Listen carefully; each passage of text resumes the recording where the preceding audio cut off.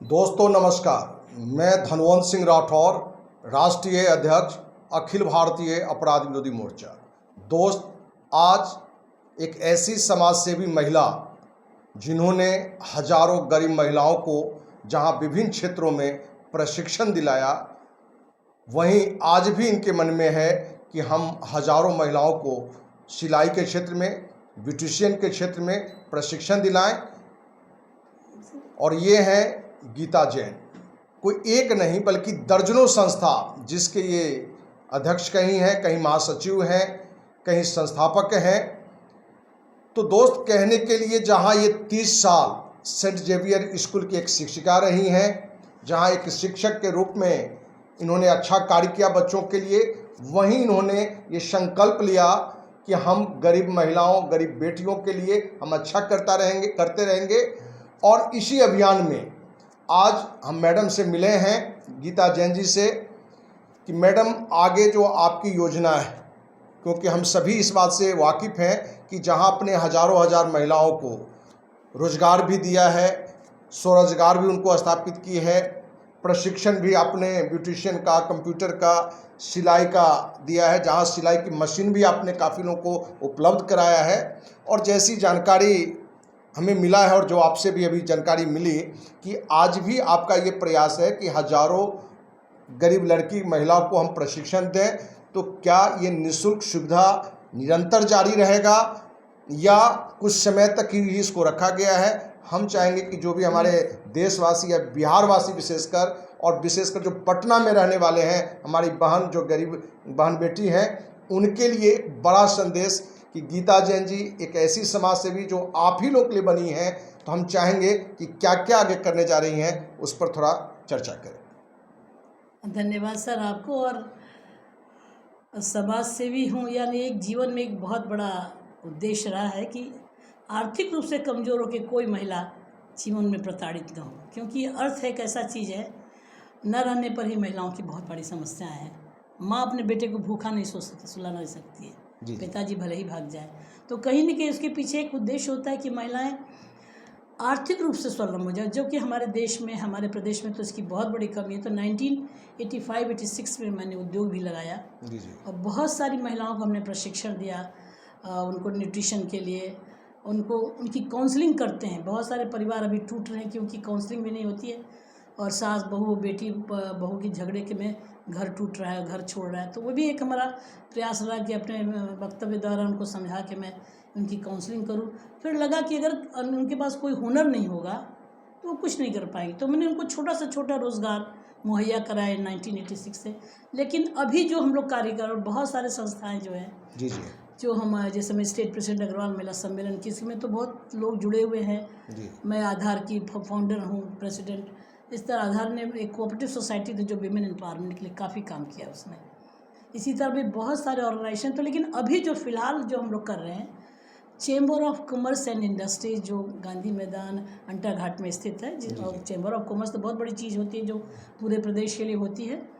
तो उन्होंने संकल्प लिया और 2014 में उन्होंने, जबकि किसी भी देश के किसी भी प्रदेश में चेंबर ऑफ कॉमर्स ये काम नहीं करता, लेकिन हमारा बिहार चेंबर ऑफ कॉमर्स ये काम किया। उन्होंने एक इनिशिएटिव लिया और हमारी बात हुई, उन्होंने पूरा प्रोग्राम स्पॉन्सर किया और ये कार्यक्रम उन्हीं का है। लेकिन मेरी देख रेख में सारी महिलाएं हैं, शिक्षिकाएँ हैं, ट्रेनिंग का प्रोसीड्योर है, ट्रेनिंग का कोर्सेज है, सब हम लोग करते हैं। तो 2014 से हम लोगों ने शुरू किया और हजार महिलाओं को हम लोगों ने ब्यूटिशियन, मेहंदी, सिलाई, कटाई और कंप्यूटर के प्रशिक्षण दिए। अभी तो 2 साल से हम लोग लड़कों को भी कंप्यूटर का 2-3-4 कोरोना में लड़कों को भी हम लोग ने दिया था और अभी लड़कों को भी हम लोग प्रशिक्षण दे रहे हैं एक बैच में कंप्यूटर का।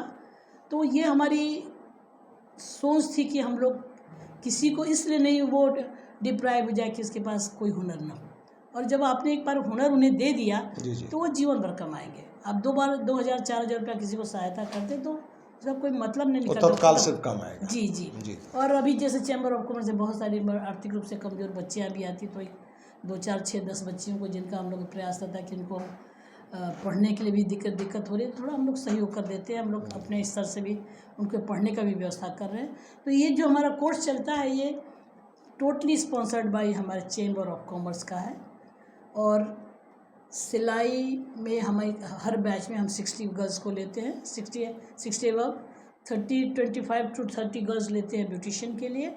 और 2 बैच में जो चल रहा है हमारा कंप्यूटर ट्रेनिंग, उसमें करीब 40-50 तक के बच्चे होते हैं 2 बैच में। मैंने इनको कहीं से 1 रुपया कोई चार्ज के नाम पर नहीं जी देना है। नहीं, एक भी पैसा। मैंने 100% निःशुल्क। जी, और अगर बहुत सारी बच्चियां जो बहुत आर्थिक रूप से कमज़ोर परिवार की आती हैं, तो उनको बहुत सारी चीज़ें नहीं, मान लीजिए कैंची नहीं है, टेप नहीं है, कपड़े, वो भी हम लोगों ने बहुत दिया है। और अभी भी कपड़े हैं, ये सब हम देते रहते हैं।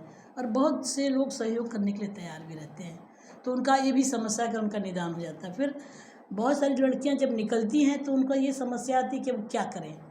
तो जो लड़कियां जैसे सिलाई वगैरह कर रही हैं तो अपने घर में भी कर लेती हैं, उनकी मशीन की व्यवस्था हो गई, नहीं हुई तो कहीं न कहीं से उनका व्यवस्था किया जाता है, या कहीं बुटीक में काम भेज दिया जाता है। इसी तरह ब्यूटिशियन की लड़कियां भी हैं, वो घर जाके भी काम कर लेती हैं, पार्लर में भी जाके काम कर रही हैं। कंप्यूटर की लड़कियां भी हैं, उनको भी रोज़गार मुहैया कराने के लिए बहुत सारी एजेंसी हम लोग को हायर कर, हम लोग से कांटेक्ट करती है, तो हम लोग उनको भी दे देते हैं। तो इन वे हम लोग का पीछे एक बहुत बड़ा ये मकसद है कि महिलाएं आर्थिक रूप से स्वावलंबी बने, ताकि आने वाला कल हमारा बिहार, हमारा देश गर्व करे हमारे बच्चियों पर। केवल बच्चियां पैसे नहीं इसलिए वो काम ना कर सकते, ऐसा नहीं होता है। और अभी भी जैसे हमारा बैच शुरू है, जो लोग एडमिशन ले लेते हैं, जितना फॉर्म भर दिया जाता है, बाकी जो फॉर्म बच जाते हैं हमारे नेक्स्ट बैच के लिए, हम उनको बुला लेते हैं। हम लोग फ़ोन करते हैं कि आप आइए, आपका फॉर्म भरा होना चाहिए। चेंबर ऑफ कॉमर्स में ये फॉर्म हमारे मिलते हैं, और जो भी वहाँ के हमारे टीचर्स होते हैं वो लोग लेते हैं, फॉर्म भर के रख देते हैं, और उनका नंबर आता है, उनको बुला दिया जाता है। तो अभी गरीब महिलाओं के लिए अपने स्तर से, संस्था के स्तर से करती हैं, या सरकार की भी कोई सिस्टम ऐसा है सरकार के जहाँ से भी कोई सुविधा आपको मिल रहा हो? सरकार से कोई सुविधा नहीं होती, केवल चेंबर ऑफ कॉमर्स के जो लोग हैं मेंबर्स, उनका ही सहयोग होता है। माने पूरी व्यवस्था अपने स्तर से, और जो संस्था के लोग हैं उनके स्तर से इन गरीब महिलाओं, बेटियों के लिए सुविधा दी जाती है। जी। मैडम, महिलाएं जिनको आप प्रशिक्षण देते हैं ब्यूटिशियन के क्षेत्र में, कंप्यूटर के क्षेत्र में, सिलाई के क्षेत्र में, क्या ये प्रशिक्षण का कोई सर्टिफिकेट भी उनको मिलता है जिसका वो हर जगह यूज कर सकते हैं? बिल्कुल। और कौन लोग इनको माने देने वाले होते हैं? उसमें क्या भारत सरकार से, राज्य सरकार से भी कोई प्रतिनिधि आते हैं? चेंबर ऑफ कॉमर्स अपने आप में एक अलग चीज़ होती है पूरे स्टेट के लिए जी। और यहाँ पर जितने भी हमारे समाज या देश के केंद्रीय मंत्री हैं या ये राज्य मंत्री हैं, इवन की गवर्नर साहब भी आए हुए हैं हम लोग के बच्चियों को वो सर्टिफिकेट देने के लिए। और हम लोग सर्टिफिकेट इसलिए देते हैं, और चेंबर ऑफ कॉमर्स का सर्टिफिकेट का अपना एक महत्व है जी। ताकि कहीं भी वो रोज़गार, क्योंकि बिना सर्टिफिकेट का कोई अपॉइंटमेंट होता नहीं है। हाँ, क्योंकि उनको पता चलना चाहिए कि पहले से सीखा हुआ हो। जी। एक सर्टिफिकेट तो चाहिए। जी। क्योंकि हर जगह एक सर्टिफिकेट की आवश्यकता जी, पड़ता है। बिल्कुल। जी। प्लस हम लोग उनकी काउंसलिंग भी करते हैं बच्चियों की अपने स्तर से, कि तुम कैसे कहीं काम करने जाओ तो तुमको वहाँ का वर्क कल्चर कैसे, कहाँ जाओ कहाँ नहीं जाओ, इस तरह की बातें भी हम लोग अपने बच्चों को सिखाते हैं। तुम्हें कहाँ बचत करना है, क्या करना है, या दूसरे रोज़गार में जाना है तो कैसे जाना। तो एक तरह से बहुत सारा प्रोग्राम करके हम लोग ट्रेनिंग देते हैं, एक्सपर्ट्स को भी बुलाते हैं। मैं खुद काउंसलर हूँ तो मैं काउंसलिंग भी करती हूँ। तो इससे क्या होता है कि बच्चों को एक देखने में उनके पास एक बहुत ज़्यादा अपने पर विश्वास बन जाता है, और वो ये बहुत सारा कार्य कर रही हैं। कई लड़कियां, 3-4 लड़कियां मिलके कोई काम ले लेती हैं, दुकानों से जाके रोज़गार ले आती हैं। तो एक बड़ी मैंने हमें आत्मबोध हुआ, और हमें जब चैम्बर ऑफ कॉमर्स ने हमें ये बात बताया तो मुझे बहुत अच्छा, चूँकि मैं ये कार्य करती थी जी, लेकिन चैम्बर ऑफ कॉमर्स के करने से तो और हमारे साथ एक हमको जगह मिल गई, बल मिल गया, शक्ति जी जी, बहुत बड़ी शक्ति मिल गई। मेरे ट्रेनिंग सेंटर शुरू से चल रहे हैं 1985 से, लेकिन ये बहुत बड़ी जगह है चैम्बर ऑफ कॉमर्स ने हमको। अन्य जगहों पर जैसे हमने छोटी पटन देवी में भी एक सेंटर खोल दिया, एक हमने आशोपुर में एक सेंटर खोला है, और गांव में भी सेंटर मशीन दे के महिलाओं से बोलते हैं कि आप एक कमरा दे दो, मैं तुम्हारे लिए ट्रेनिंग सेंटर खोल देती हूँ, ताकि वो कई लोग अपने तो जुड़े ही और कई लोगों को भी जोड़ लें। अपने देश में कहा गया है यत्र नार्यस्तु पूज्यन्ते रमन्ते तत्र देवता, जहाँ नारी की पूजा होती है वहीं देवता वास करते हैं। लेकिन आज वहीं हमारे बिहार में विभिन्न जगह बहन बेटियों के साथ दुर्व्यवहार, कहीं कहीं रेप की भी घटना घटती है। बिहार ही क्यों, पूरे देश में है, लेकिन अभी हम बिहार के स्तर की बात करें, पूरे देश में है, तो पूरी दुनिया में भी कहीं कम ज़्यादा घटना घटती रहती है। लेकिन जहाँ जिस देश में ये हो कि महिला का सम्मान सबसे ऊपर रखा गया है, मातुल माना गया है। कहा भी गया है कि जहाँ महिला की पूजा तो वहाँ देवता वास करते हैं।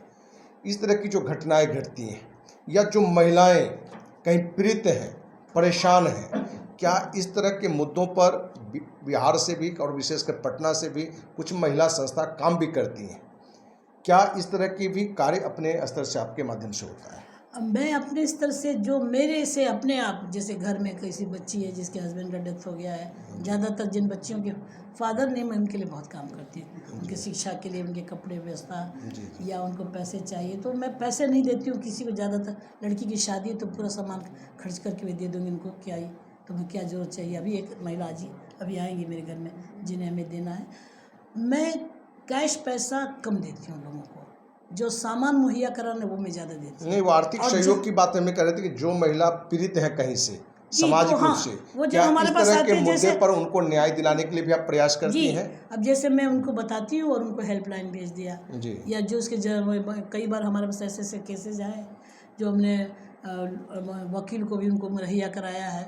अब तो सरकार की तरफ से भी इतनी सारी व्यवस्थाएं हैं कि आप अगर उस सही जगह पर पहुंच जाती हैं तो गवर्नमेंट की तरफ से, बिहार सरकार की तरफ से बहुत सारी योजनाएं हैं जिनको सहयोग मिलता लेकिन है। कितनी ईमानदारी से सरकार कर पाती है वो भी आप समझ रही होंगी। देखिए, हर जगह कमियां तो होती हैं। जी, जब तक व्यक्ति नहीं बदलेगा, जी, कार्यक्रम हमेशा। और दूसरी, मॉनिटरिंग इज़ वेरी नाइस, जी, monitoring is very useful, monitoring is very caring thing. लेकिन हमारे देश में क्या होता है कि मॉनिटरिंग नहीं होती है। जी, चाहे देश के भारत के स्तर से कोई कार्यक्रम आया हो, बिहार के स्तर से आया, पारिवारिक स्तर से आया, मॉनिटरिंग नहीं होने से सारी गड़बड़ियाँ हो रही हैं। जो कि मेरा सोच, मैं नहीं जानती कि मैं कितनी होशियार हूँ, लेकिन मेरी ये बात समझ में आती है कि मॉनिटरिंग ज़रूरी है। अगर मान लें सरकार ने कोई कार्यक्रम बनाया तो समय समय पर उस पर देखना ज़रूरी है किसी भी ऑफिसर को कि यह कार्यक्रम हो रहा है या नहीं। नहीं हो रहा है। इस मॉनिटरिंग के अभाव में ही इतनी सारी दिक्कतें आ रही हैं हमारी। तो हम देशवासियों से और विशेषकर बिहार वासियों से कहना चाहेंगे कि जहां समाज सेवी डॉक्टर गीता जैन जी शिक्षिका 30 साल रहीं, वहीं इनकी सब दिन चिंता रहा है कि जो समाज की जो गरीब बेटी हैं, गरीब महिला हैं, उनको आत्मनिर्भर कैसे बनाया जाए, उनको कैसे रोजगार का सुविधा मुहैया उपलब्ध किया जाए। और इसी अभियान के तहत जहां ब्यूटिशियन के लिए, कंप्यूटर कोर्स के लिए, सिलाई के कोर्स के लिए, मेहंदी बैग और कोरोना के पीड़ित समय में तो इन्होंने बहुत ऐतिहासिक काम की थी। लगभग लाखों मास्क भी इन्होंने लोगों को रख के बनवा के इन्होंने निःशुल्क बांटा था। तो इस तरह की महिलाएं जो समाज के लिए प्रेरणादायक हैं, आज आप उनसे मिले और हम मैडम से कहना चाहेंगे कि इसी तरह की आशीर्वाद समाज की जो गरीब बहन बेटी उनको आप देते रहें। और हम उम्मीद करते हैं कि जो भी गरीब बहन बेटी के पास ये जानकारी जाए, आपको आर्थिक रूप से जो कमज़ोर हैं और जिनको कहीं से कोई रास्ता नहीं दिखता है, वो ज़रूर मैडम को संपर्क करें।